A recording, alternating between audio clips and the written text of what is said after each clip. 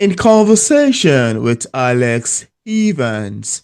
After traveling around the world, Alex Evans has settled down to juggle an absorbing job, a lively family, and the craft of writing. She loves folklore, ancient history, and eight clichés. And on today's episode of Auto Interview, it's my utmost pleasure, joy, and excitement to offer the show today Alex Evan and Cindy Breck co-hosting me in the conversation. Welcome on the show, Alex. How are you doing today? Oh, I'm great.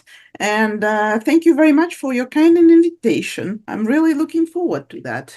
When I read your bio, I was excited to get to meet you because I like folklore and ancient history. I love all that kind of stuff. So this will be an interesting interview. Looking forward to it. Great. Well, I think most fantasy writers are a bit of history and folklore buffs, I would say.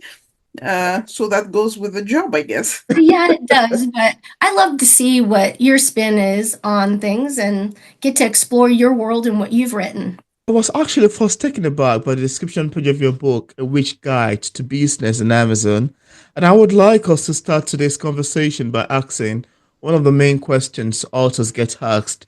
What inspired you to write A Witch Guide to Business? Well, it's a bit complicated. Well, most books are, I guess.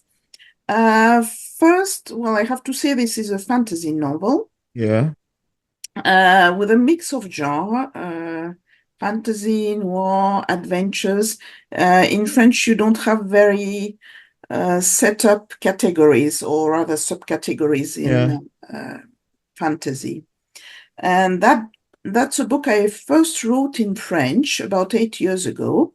And Oh, then I translated it. So you have the translation. And most of my fantasy novels take place in the same word.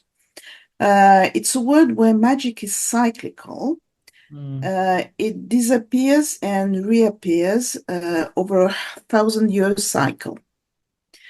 So I first wrote an epic fantasy which was taking place before or just when magic was leaving this word, which means that after that story, people had to live without magic for a few centuries. And then there was a trend in French fantasy to write steampunk novels.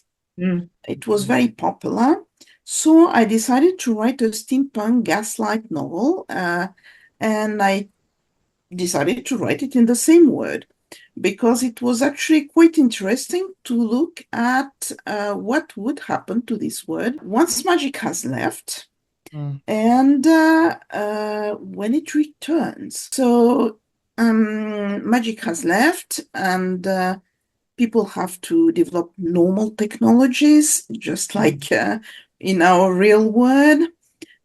So they have an industrial revolution. And just like in the real industrial revolution, that give them a quite positive outlook on life. Mm. They think that technical progress is going to solve everything, and then magic comes back. How is it going to square with that materialistic and rational outlook? And well, of course, the question is why not to use magic for profit? For industry. So sorcerers start developing magic applications, and it was quite fun to develop various magic applications. And for example, in that novel, one of them is about reusing dead workers to work as zombies in factories. Oh. That raises interesting questions, at least. So that was one of the sides I was coming from. On the other side, it has been a long time I wanted to write a fun buddy story, a little bit like the movies Lethal Weapon or the TV series The Persuaders or The Wild Wild West. Mm. So I imagined an odd couple of witches. One is called Padma. She's an aristocrat, very proper. She's a family mother. And the other one has grown in the streets. She's a former spy a former assassin with a totally different background, of course. And of course, since they have different backgrounds, different voices, different ethics, and different approach to problem solving and life in general, Yeah. they tend to clash. And plus, I had the idea to make them come from as refugees to the place the story is taking place. Before coming to that place, they have been citizens of two countries which have been at war. And both have to deal with painful memories of totally different natures. But that was quite interesting background. I thought I could develop that quite a lot. And my last source of inspiration was actually the background, the city of Barama, which is the backdrop of quite a lot of my stories. Because even if it's a steampunk story, it doesn't take place in a mock 19th century London or Paris. I took my inspiration from a place I love very much, a real place, the city of Trieste in Italy, who used to be a real free port city with all sorts of traffics and shady dealings. It was quite interesting up to the 1860s. No, sorry, 1918. Wow. More than that. I mixed that city of Trieste with another city I love quite a lot, which is Singapore. So I got a tropical fantasy city, which is a melting pot with very few laws, where money is basically the international language, and where people of different origin and nationalities somehow manage to cohabitate with a very precarious balance. So that's basically my source of inspirations. Wow. I find it really beautiful that you have used the inspiration of a setting. This Italy, is it called Yes. Trieste? This Trieste, yes. Yes. And you've used that, and then, of course, Singapore to be a foundation for this fantasy world. It's very interesting. It'd be kind of interesting to see how it comes about and stuff like that. Out of curiosity, could you tell me what this theme might be that you are dealing with this story, so that we could let the readers know what they might be encountering? Like, just give us an idea of what some themes might be. Well, I must say that's a hard question because I find it's actually quite hard to analyze your own writing. I agree. I agree. I do. Yeah. I agree. Well, I would say, as I have just said, that's the story of two very different witches who partner to open a magic practice, and they make very mundane magic with small talismans, exorcism, and small scrying until they have two very different customers. One is a vampire who has been hexed and cannot escape his hex. And the other is a very wealthy owner of a factory, which is operated by zombies, and he thinks there is a curse on his factory. It has a quite, at least I tried to put a quite noir vibe on it, so it's a mystery. And I would say that some themes are very common. Even in if you take a noir novel, so there is good versus evil, and how to distinguish between the two. There is also the theme of corruption, and I put in themes which I think are really underexploited in fantasy. At least that's my opinion. For example, there is the theme of money. As I have said, it's supposed to be the international language of that city. And my characters are self-employed witches They have to balance their books, pay their taxes, stay ahead Wow. of competition, and decide when a job is too unethical to be taken. And of course, in that case, they have to forfeit the money. On the other hand, that city, the money is not just king, it's a god. There is a god of money. And his temple is doubling as a bank, naturally. And there are special prayer sessions, which are gatherings between investors. And of course, the priests of that temple are managing a massive investment fund. So fantasy and money, I thought it was a fun mix. Teams. There are other themes like knowledge. It's a mystery. There are two witches. Witches are supposed to have arcane knowledge. Knowledge nobody can master apart from witches. And since it's a mystery, the witches have to seek knowledge and clues in the most unexpected places quite often. And that also deals with knowledge as power. Hidden knowledge. Knowledge which can be earned. But in my stories, it's often stolen. And all that mixes in the book. Then there is, I think, the theme of change. Well, that's a chaotic city which changes all the time. And there is even a god of change, which is overseeing all that. So it's interesting to look at how people adapt to change. The fourth theme, I believe, is the weight of the past. Not really past mistakes, as we often see, but the part of the past you had absolutely no control over. Choices which were made for you when you were a child, for example, or even before you were born. And now you have to deal with that past and live with it. My characters didn't choose to be born where they were born.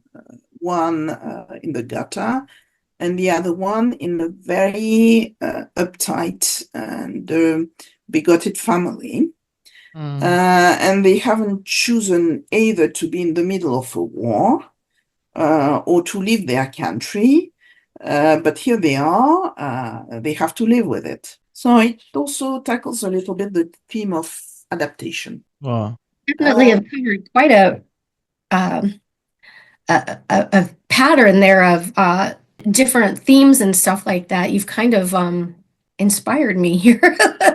Well, it's a bit of a mix. That's right. Yeah, that's what I thought as well.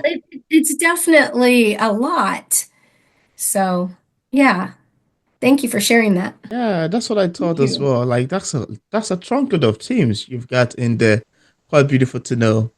And also, Alice, I see that you have another book in the name of Fundamental Magics, which is a first book in the Runes of Gandada book series.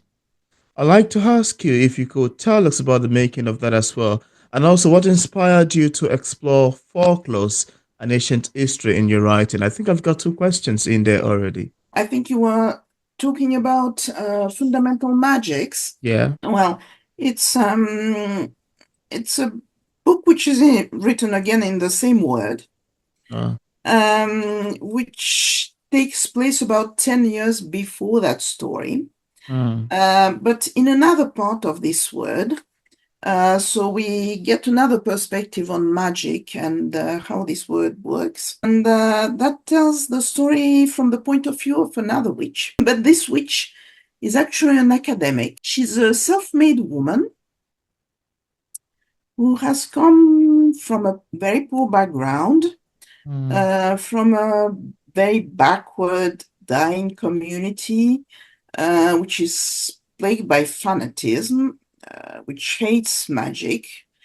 And she has managed to become an academic research in magic. On top of that, it's a very misogynistic society, so it was not a small feat.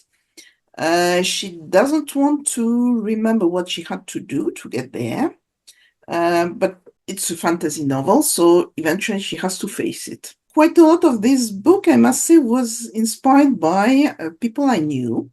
Oh, wow. And my own experience as an intern in a lab, because both my grandmother, my maternal grandmother, and my father were academics. And of course, my grandmother was an academic in a time when it was definitely not a female job. And my father was a researcher in nuclear physics.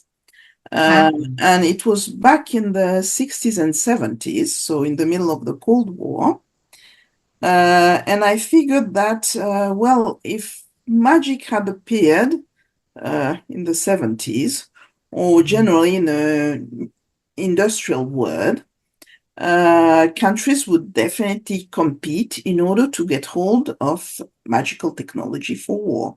So it reads a little bit like a spy novel, except the hero is not James Bond. It's not a sexy male spy.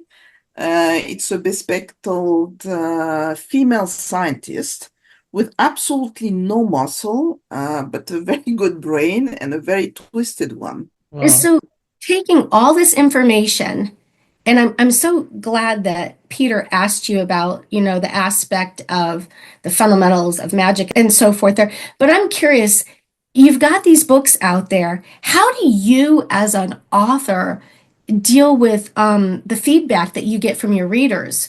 Positive and negative feedback. Because I mean, it's important, to digest it and learn from it and stuff. But how do you deal with that? Well, it depends. There's not much I can do about criticism.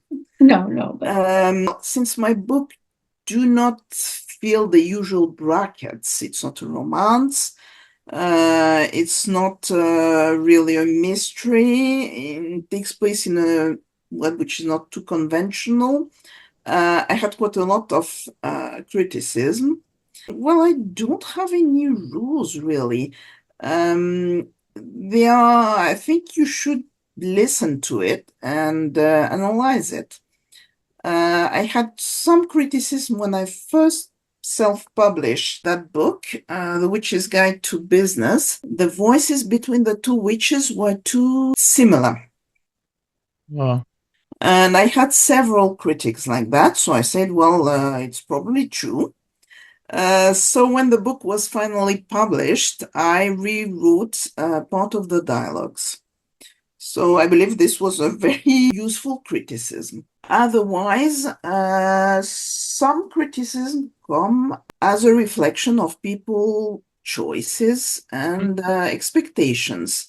So I read that the book was too short Wow. from some people, that it was too long from other people. Well, there is not much I can do about that. And another criticism which came quite regularly was that there was too much word building, Wow. but it was just the way I felt it. Wow. And the other criticism was that there were too many characters. But once again, it's just the way I write. And well, finally, I grew up on books a bit like War and Peace, at least of the same structure, if not of the same length. So I just can't see why a fantasy story cannot have a large cast. Just look at Lord of the Rings. It's nobody says it's too big. Not that I have the ambition to compete with it, but it's feasible. I like what you said there that you have the ambition. It sounds like you've taken what you seem as sound advice from those critics and Yeah. you taken it to heart, but yet you've not worn it as it's not worn you down. You've used it to lift you up in some ways and even kind of reconstruct things so that the two voices and the characters didn't sound alike and stuff. That's a really good way to look at it, serious Alex. It really is. Well, I think if you are not careful with criticism, you're not going to go forward anyway. Yeah. Correct. I agree. Especially if you're a new author, if you're just coming up newly, and it is sometimes could even really weigh you down as a new author. as a beginner, as somebody who is trying to find your feet, as somebody who is new in the literature field, as a newbie, because Mhm. sometimes human words could lift us up and sometimes they could actually make you feel like less of yourself as a writer, feel less as a, like, oh, am I really doing the writing, etc. So, yeah, I understand how criticism can sometimes influence writers. Just that sometimes you just have to develop this thick skin and, as a Yeah. father, if you want to long a career as an author, you have to be prepared to receiving several backlash. Yes, more than several. More than several, really. That's fun, really. Thank you. And I know that sometimes traveling can be so fun. Like recently, I was at the Black British Book Festival in Manchester, and while on the road, I love the view outside, the landscape. It's so beautiful. It feels so therapeutic. I feel like the driver could just stop me so I can just stay and admire all those beautiful landscape, the building of it, the picture, the topography, etc. But then where I'm trying to go to is I wanted to ask you, how did your travels around the world influence your storytelling, if in any way they have? Well, probably a lot. But I think most of it wasn't conscious. Mm, I don't think, well, I have seen that landscape or this monument, and I'm going to put it in my story. yeah. On top of that, I have been traveling since I was a kid, and Wow. often in places which are absolutely not touristic. So for me, traveling is, well, maybe not a way of life, but quite natural. I think what I mostly picked up was the history and the folklore of the countries I went through. That definitely ended up in my books, but after being blended and processed quite a lot. Wow. So it's not like I'm going to have a mock Japanese society Wow. or a mock Chinese society or a mock Arabic society with a few, I don't know, Arabic expressions Mm, or Arabic names. It's much more subtle. You probably won't find out where the idea come from unless you have yourself traveled to that country and studied the folklore a little bit. mm, But that means that well, my most of my backdrops are not the standard fantasy backdrop wow. with a mock British medieval castle or a mock Victorian or mock 20th century American big town. Mm, It's something else. At least I try to have something else. Although mm, otherwise, it's not very interesting to have a secondary word which just looks like our own. What's the point? I'm fascinated by some of the things that you're sharing and what has inspired you and what has motivated you to write. Whether it was your Italy excursion and the town that you love there and stuff. But is there something possibly deeper that has inspired you to mm, write something that, whether it's an idea that just started out as a seed or something that morphed into something more to write this fantasy book? Was there anything like that by chance? Because I know, how do you say, writers sit back and they write this craft and they go from words to paragraphs. And yeah. as these are flowing through your brain and your mind, and you're like, oh my gosh, there was a one sentence that spawned this whole idea and morphed it into something that Yeah. was so instrumental, whether it morphed it into a chapter, but was there something, was it a family member or something that kind of instilled or helped feed your inspiration, your passion for writing? Well, in general, yes, but for not for this specific book. Because once you start being a half professional writer, as like me, you uh, first I had already the secondary word, and second I had quite a lot of ideas. I usually, when I have an idea, I write it down.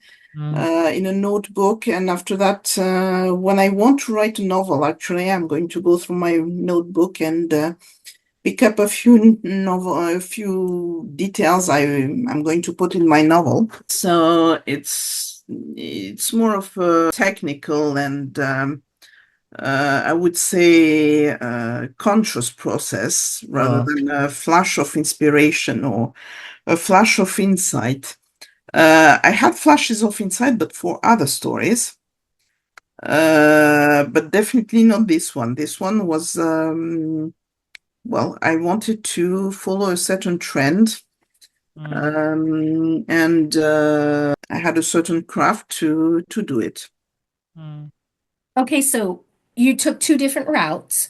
Sometimes you've gotten flashes of inspiration, but not with this book. Which have you found the easier route for you personally to take? Well, definitely the flash of inspiration. I'm a totally unapologetic pantser. Unfortunately, the ideas which I get in a flash of inspiration are not very fashionable.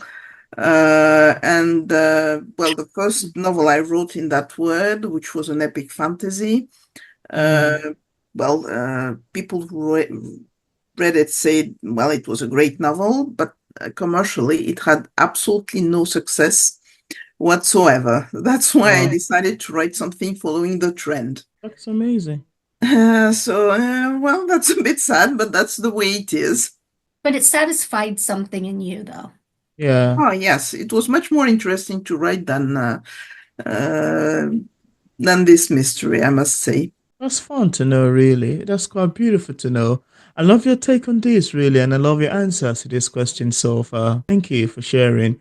And just apart from the books we've mentioned so far, do you have any other works you've authored or say currently working on? Well, I have quite a few books, and especially, well, that's a series, which is Guide to Business. So there were quite a few other books I wrote in, well, again, in French in that same series, which I'm in the process of translating. Now I'm quite fluent in English, I would say.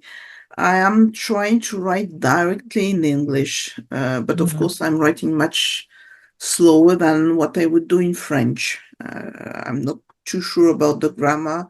I have to check a lot of things. I don't have a wide vocabulary. Same thing, I have to double check. So it's not that easy. So that's the first novel in that series, which is called The Forsaken Road. I self-published it already.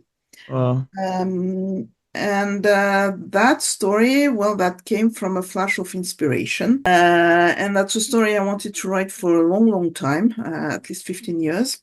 And because it takes one of the main characters I had in my epic fantasy, which is a witch again, and a priestess. And I wanted to tell her story when she was a child and how she learned her craft. So that story follows that witch, which is called Delta. She's 14 years old. She belongs to a nomadic tribe, which is living in a very hostile environment. And she is sent to a wizarding school in a distant, very civilized, big city again. And but she has to get there. So she joins a caravan, and along the way, she has all sorts of adventures. So it has a bit of a Silk Road vibes. I read a lot about the Silk Road when I started to write it, about how people traveled, how they what they did with the camels, how they rode their equipment, and so on. Plus, recently there have been a few exhibitions about the Silk Road, even in the British Museum.